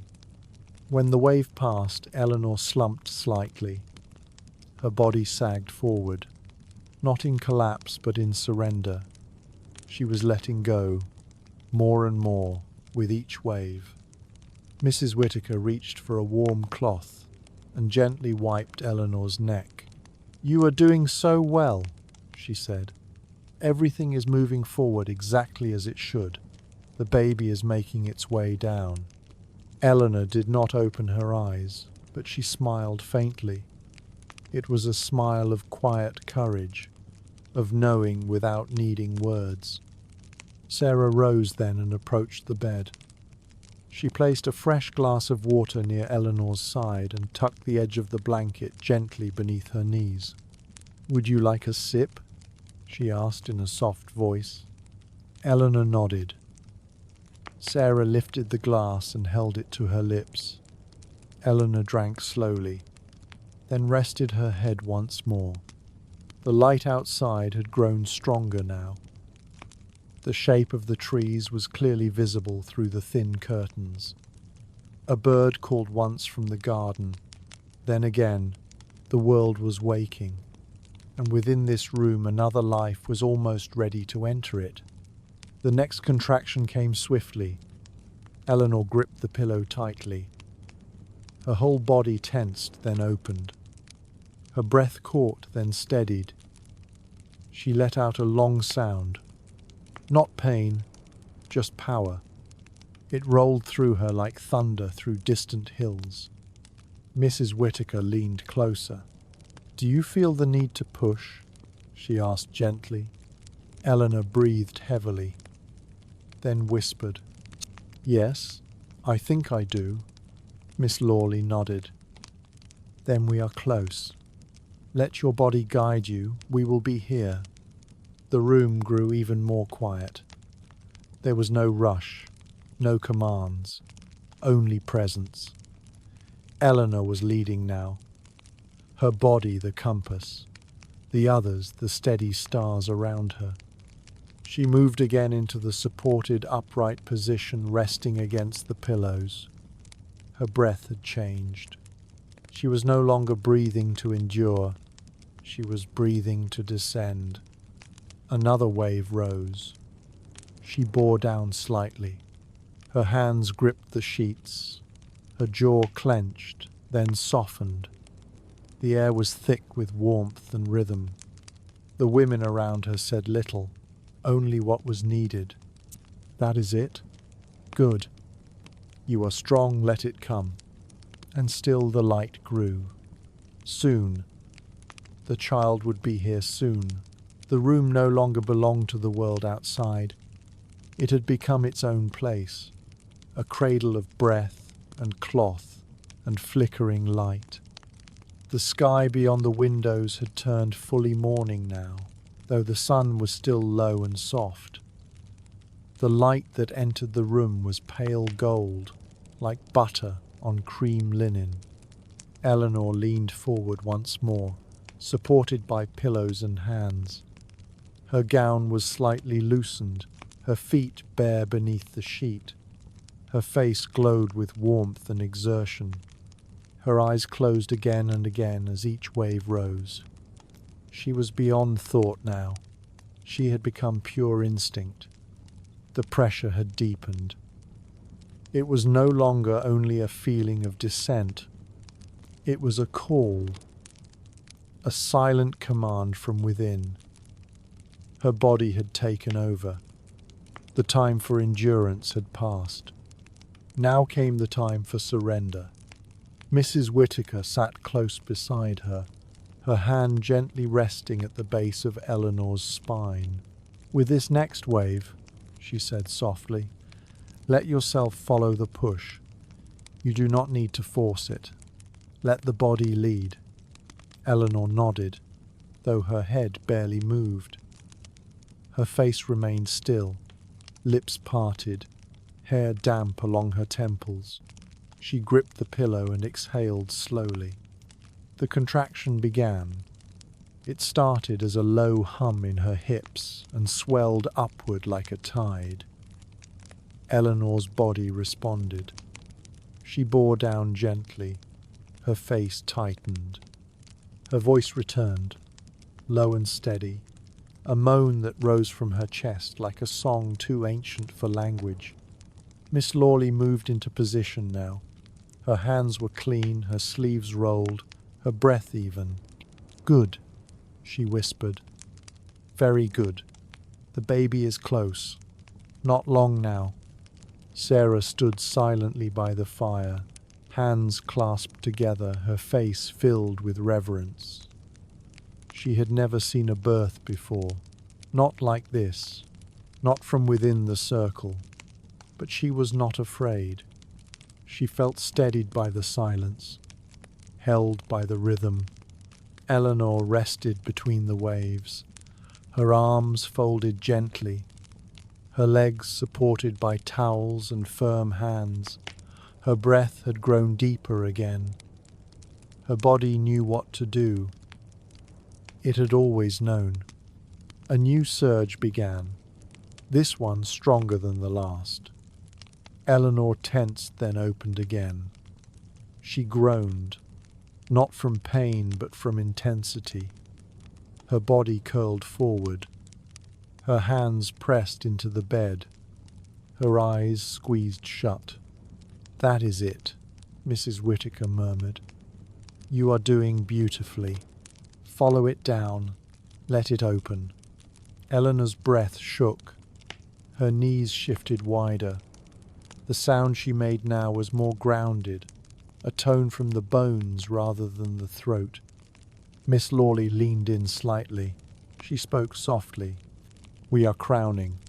The baby's head is close. The next few contractions will bring your child." Eleanor exhaled long and slow. Her arms trembled. Her mind floated somewhere just above the room, but her body remained rooted, earthbound, certain. She was almost there. The next wave came. Eleanor pushed again. She did not shout. She did not resist. She simply allowed. Her body arched slightly. The pressure built. And then came the quietest shift, a moment of stretch, of fullness, of pause. Miss Lawley placed her hand gently. "That is the head," she said. "Well done. One more breath." Eleanor moaned once more. Her voice wrapped around the moment. A sacred thread pulled tight. Then came release. The room filled with silence, then with breath, then with sound. A small sound, a wet, gasping cry, soft but alive. Eleanor's body relaxed completely. She sank backward into the pillows. Her eyes still closed, her mouth slightly open, her body glistened, her hands went limp. Miss Lawley lifted the child gently, wrapped in a clean towel. The cord still pulsed, the skin flushed pink, the limbs curled. The cry grew louder for just a moment before softening. Mrs. Whittaker placed her hand on Eleanor's cheek. "You did it," she whispered. "You brought your baby through. You can rest now." Eleanor blinked slowly. Her eyes met the ceiling, then the sky, then closed again. A tear slipped down her cheek. Not from pain, not from fear, just from everything. The baby was placed gently on her chest. Still wet, still new, a small warm weight in the center of her being. She touched the child's back with the tips of her fingers, then her palm. She did not speak, but her whole body spoke for her. Outside, the birds sang louder now. The sun rose fully behind the rooftops. A new day had come, and with it, a new life. The room had become still again, still in a way that felt sacred. The baby lay on Eleanor's chest, a tiny form wrapped in a soft towel, rising and falling with her mother's breath. One arm was tucked beneath her chin. Her head rested in the hollow of Eleanor's collarbone. The child had stopped crying. There was no need now. Everything she needed was here. Eleanor did not speak. She kept her hand gently on the child's back, her fingers spread across the small and perfect shape. Her eyes were closed, but she was not asleep. She was somewhere beyond words, somewhere quiet, somewhere whole. Mrs. Whittaker adjusted the towel slightly and placed another warm blanket over them both. She leaned forward and pressed her hand softly against Eleanor's shoulder. "There is nothing more you need to do now," she said. "Let your body rest." Eleanor gave the faintest nod. Her breath was long and slow.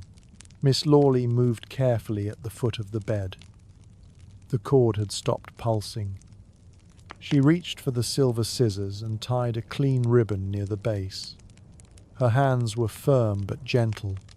She cut the cord with a quiet snip, placing the trimmed end into a small cloth beside the basin. Then she drew another fresh towel over Eleanor's legs, folding it neatly. Sarah came forward and handed her a bowl of warm water. Together they worked in silence, cleaning the area gently, keeping everything warm and protected. No one spoke unless they needed to.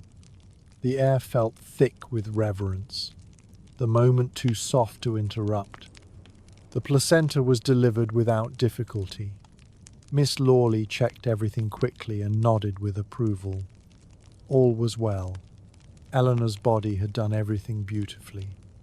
Everything had followed its own wise rhythm. Outside, the sky had turned from gold to ivory. The garden wall cast a soft shadow across the kitchen roof. In the distance, someone began sweeping a doorway. The world was waking, unaware that in this quiet room, something eternal had just taken place. Mrs. Whittaker brought another pillow to support Eleanor's back and helped ease her into a more reclined position. She tucked fresh linen beneath her and pulled the blanket higher. Eleanor remained calm. Her skin was pale but glowing, her breath steady. The baby stirred slightly on her chest. Her small fingers opened and closed. Her mouth nuzzled forward, searching. She made a soft, high sound. Mrs. Whittaker smiled. "She is ready to feed," she said gently. "Shall we help her?" Eleanor nodded. Together, the two midwives shifted the towel, guiding the baby toward the breast. Her movements were slow but determined. Her tiny face pressed against the skin. She rooted, paused, then latched. Eleanor gasped softly, then settled. Her arms wrapped around the child more fully. Her eyes fluttered closed again.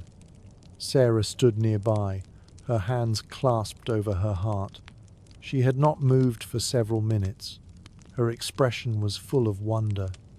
Miss Lawley turned to her now. "Would you like to fetch the lavender oil and a fresh basin?" Sarah nodded quickly and moved with quiet grace. She returned a few moments later with the items, placing them beside the bed. Mrs. Whittaker dipped a cloth into the warm water and added a few drops of lavender. The scent drifted through the room, gentle and clean. She wiped Eleanor's forehead, smoothing her hair back. Then she cleaned her hands and arms, moving as slowly as if she were dressing a queen. "You did beautifully," she whispered. "You listened. You followed. You opened. There is no more to ask." Eleanor said nothing, but her smile spoke for her.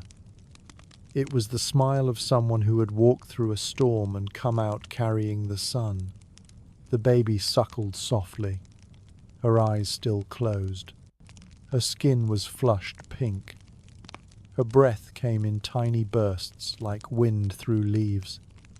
Outside, a church bell rang in the distance. Not loud, not urgent, just a quiet chime marking the hour. It was morning now, full morning.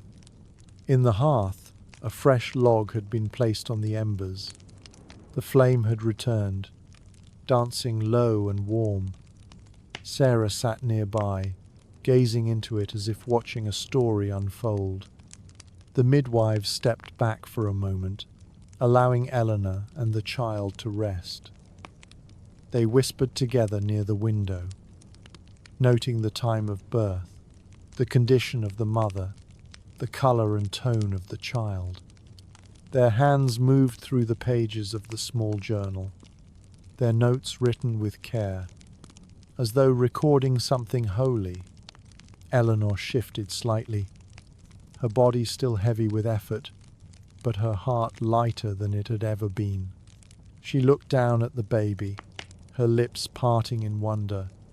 "I have never seen anything so small," she whispered.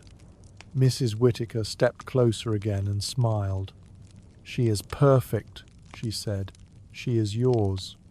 Eleanor let out a sound that was almost a laugh, almost a cry. It was a sound made only by women who have crossed into motherhood. And then the room grew quiet again. The fire crackled. The water steamed. The child nursed. The mother watched, and the women around her stood in peace. The child had fallen asleep against her mother's chest. Her tiny hand rested above Eleanor's heart, fingers curled softly. Her breathing was shallow and rhythmic, almost inaudible, like the gentle tapping of a moth's wings. Eleanor kept one arm around the baby and let the other rest across her waist. Her eyes were half closed, not quite asleep, but not fully awake either. She was adrift in a kind of quiet that comes only after something great has passed.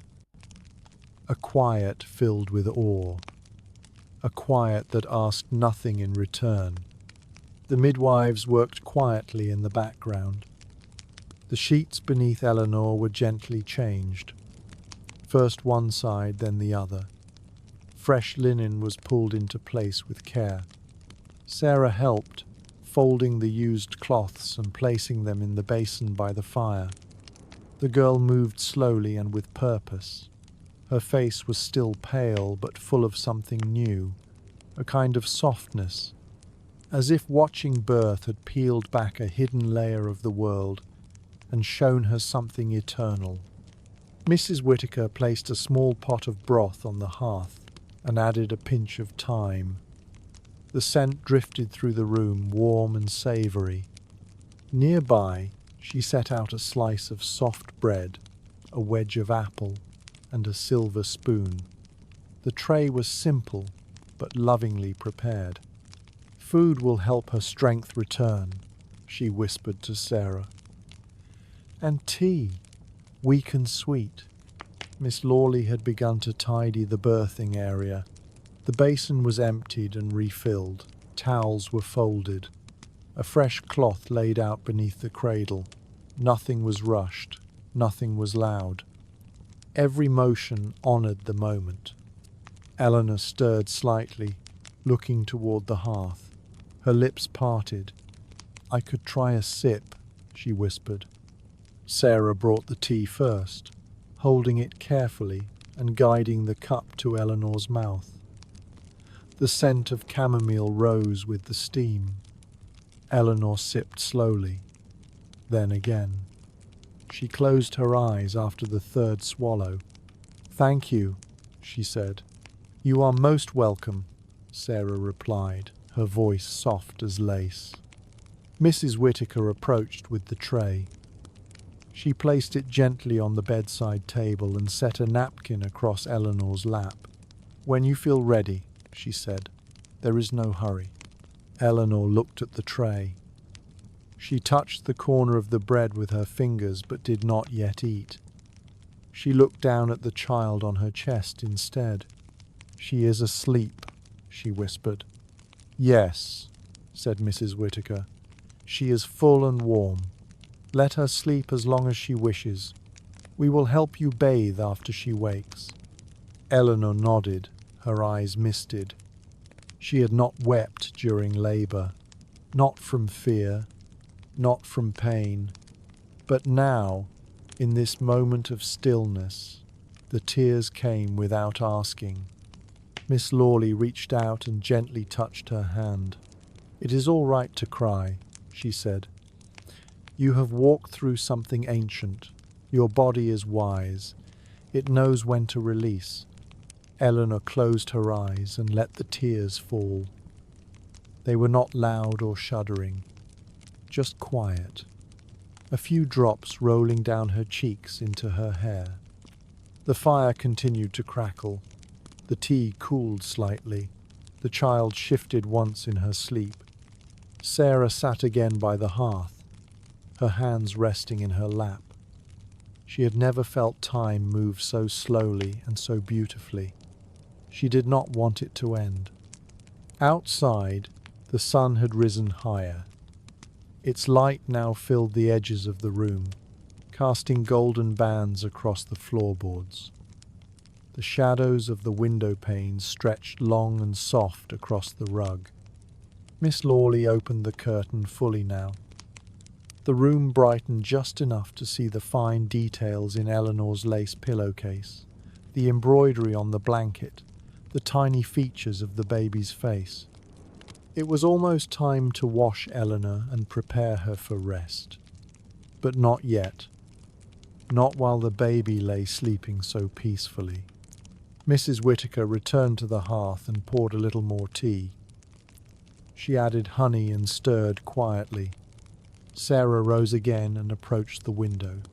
"Would you like me to fetch the cradle?" she asked softly.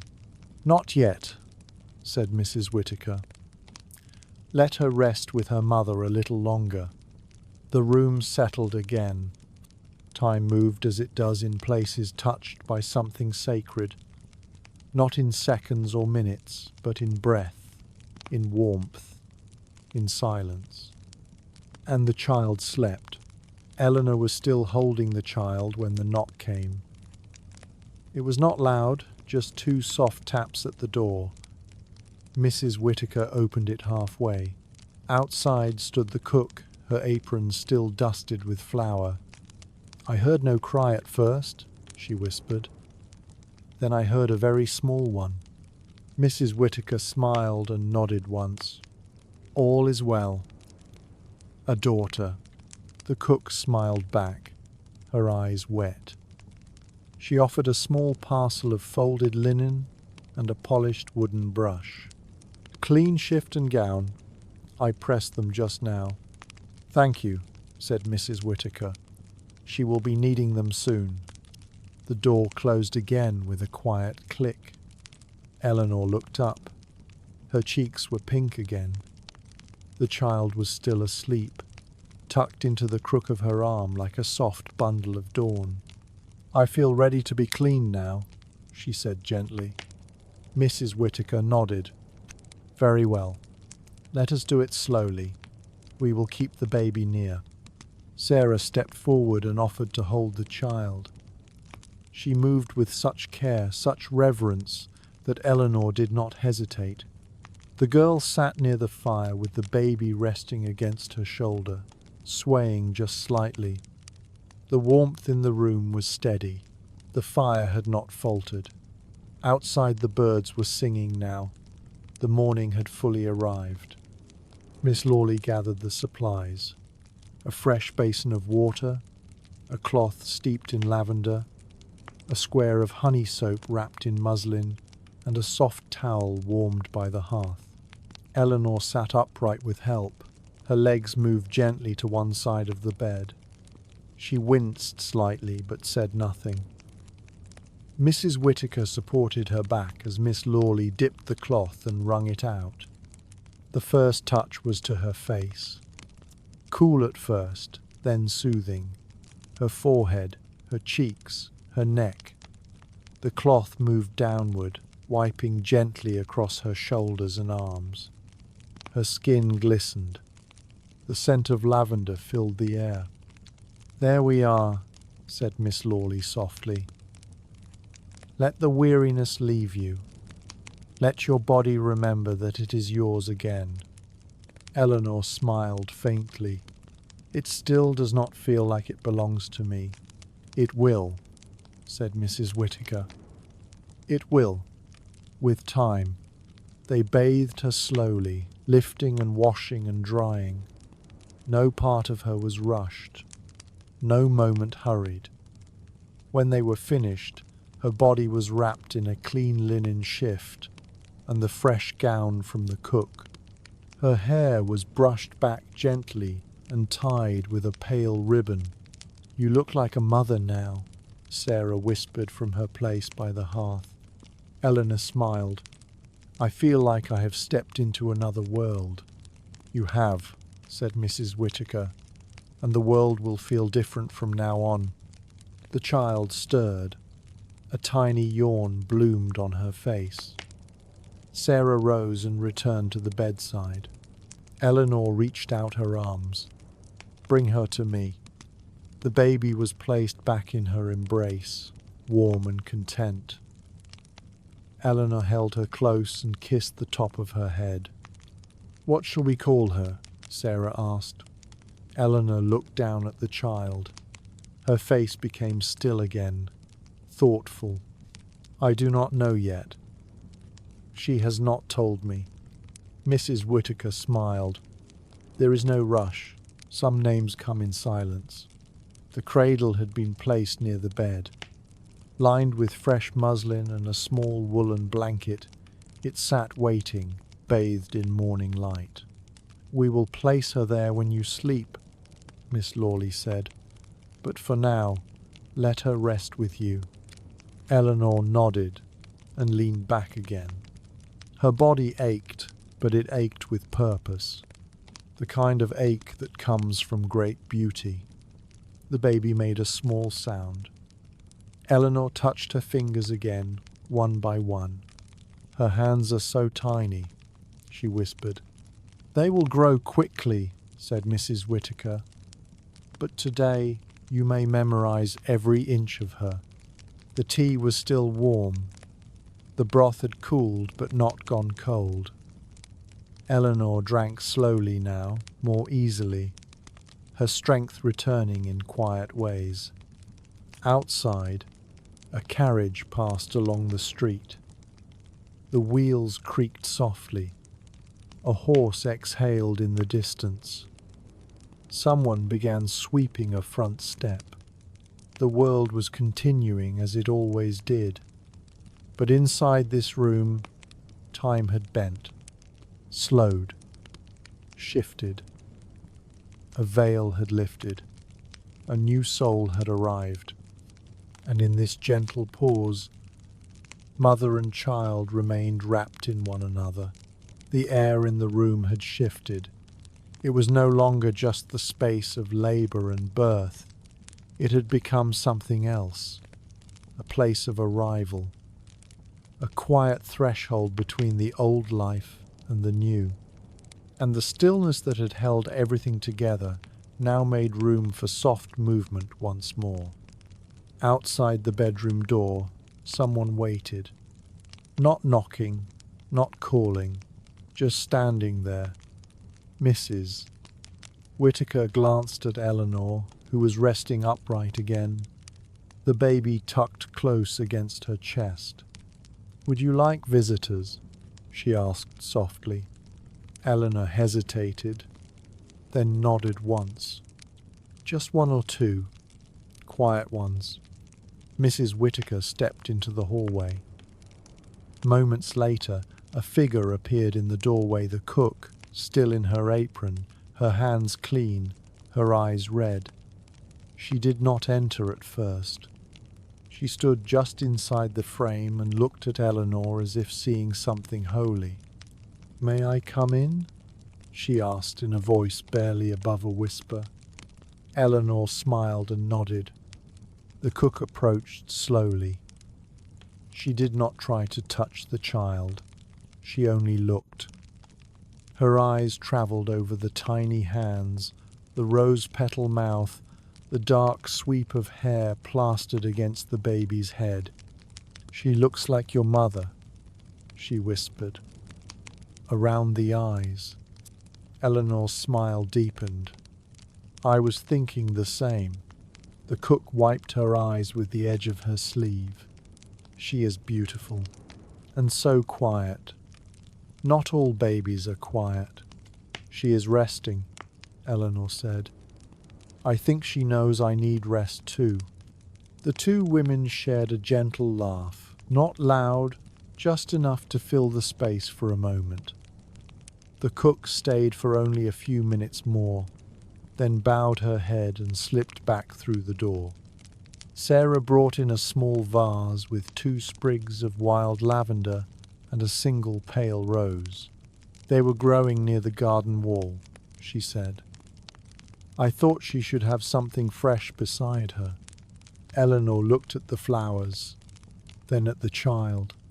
"Thank you," she whispered. The baby stirred slightly and made a sound something between a sigh and a squeak. Eleanor rocked her gently and looked toward the cradle. "I may lay her down for a moment." Miss Lawley came forward and helped. Together they placed the baby in the cradle lined with soft muslin and wool.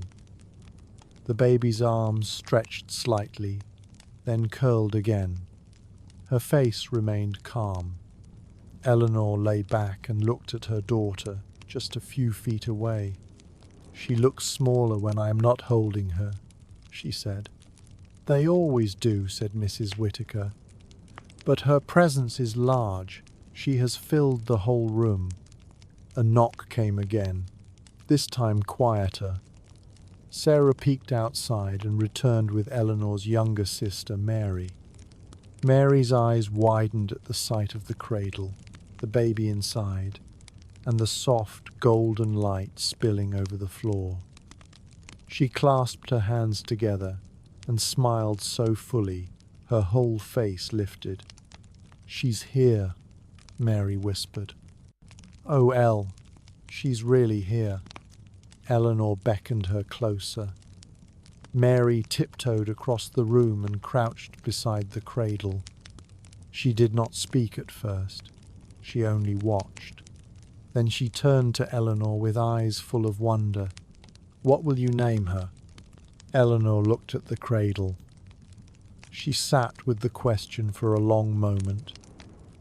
The name had come to her quietly, in the hours after birth. Not shouted, not even spoken, just felt, as though the child had brought it with her. "Clara," she said softly. Mary repeated the name in a whisper. "Clara." "Yes, that fits her.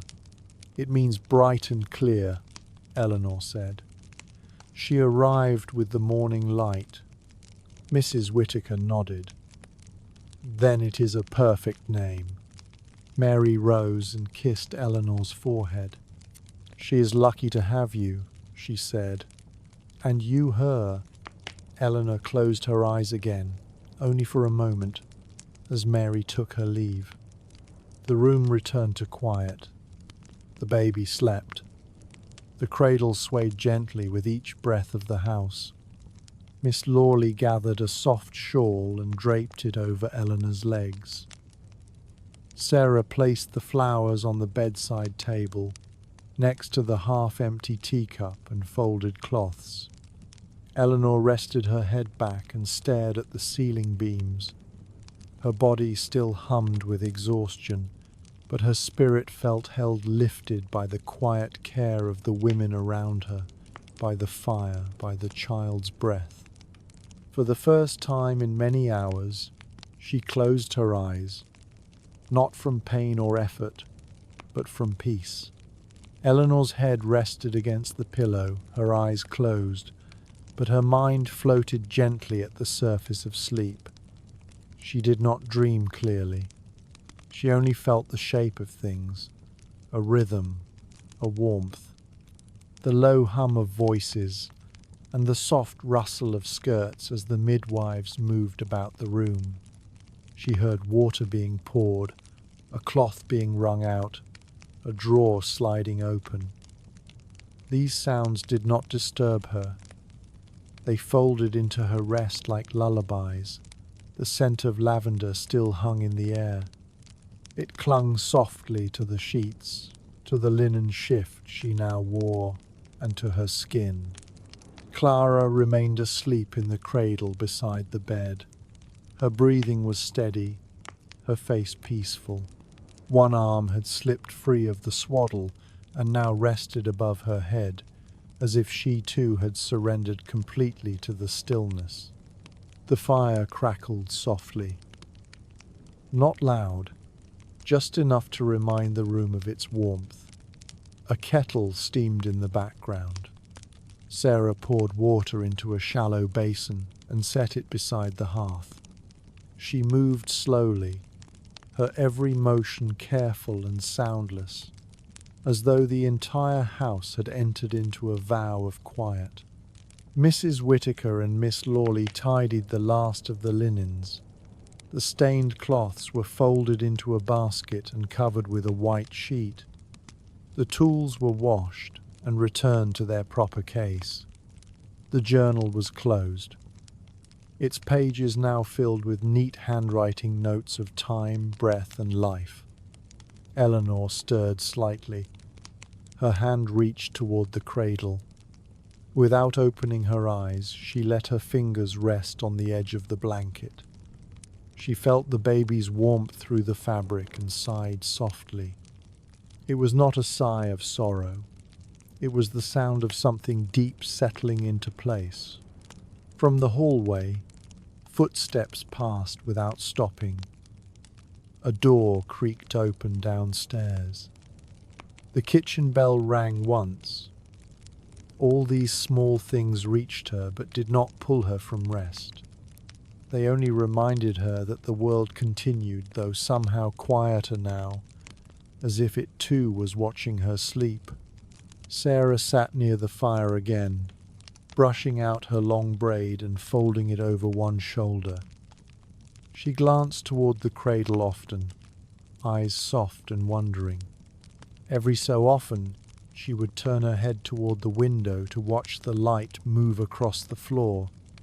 Miss Lawley entered briefly with a small parcel wrapped in brown paper. She placed it on the dresser and spoke in a whisper to Mrs. Whittaker. "Her husband will return this evening. He asked me to send word when it was done." Mrs. Whittaker nodded. "Let him know all is well. The child is strong. Eleanor will sleep much of the day."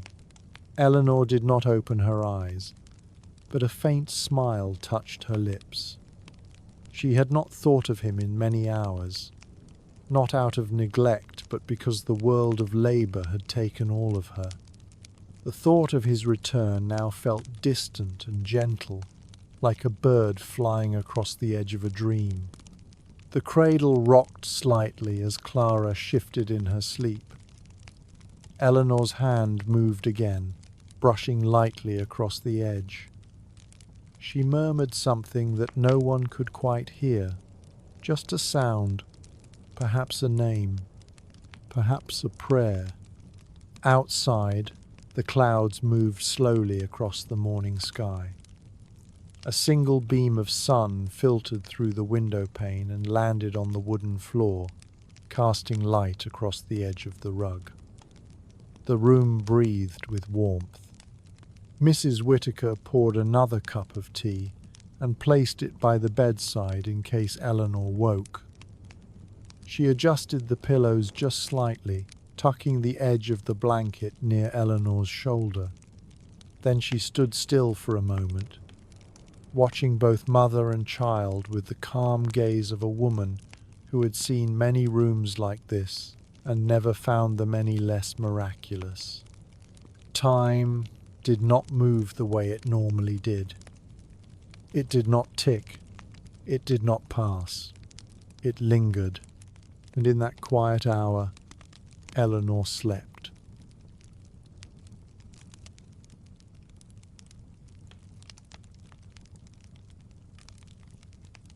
The light in the room had changed.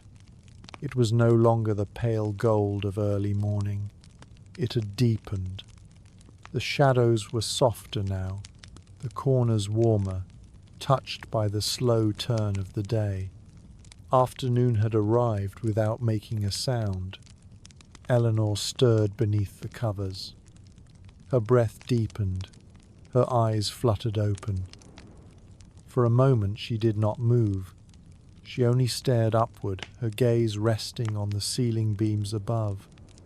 Then, slowly, she turned her head toward the cradle. Clara was still asleep, her tiny chest rising and falling with quiet rhythm. One hand had crept out from the swaddle again.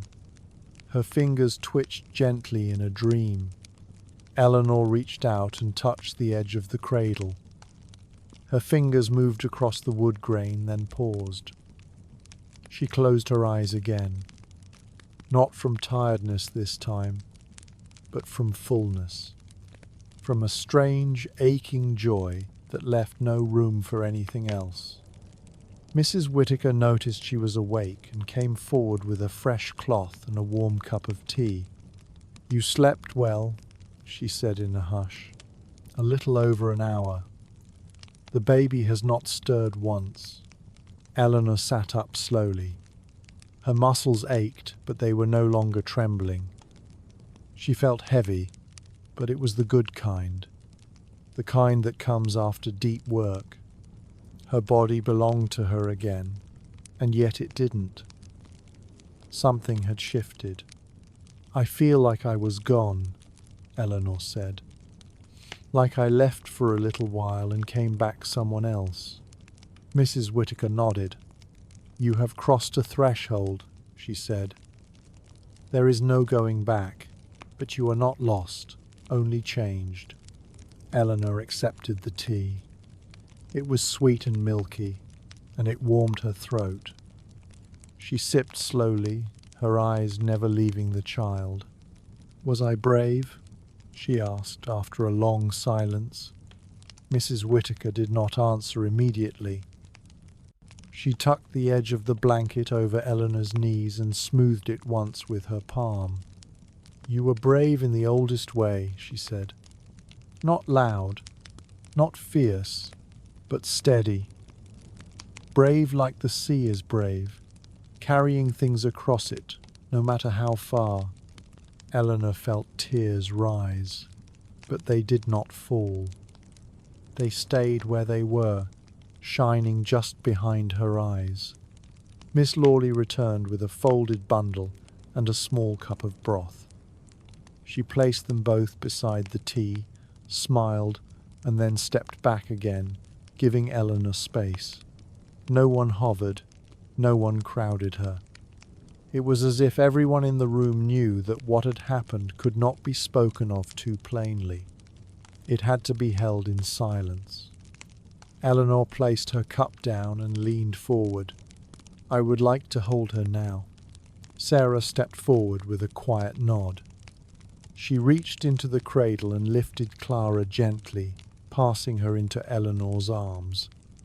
The baby stirred, made a small sound, and nestled close.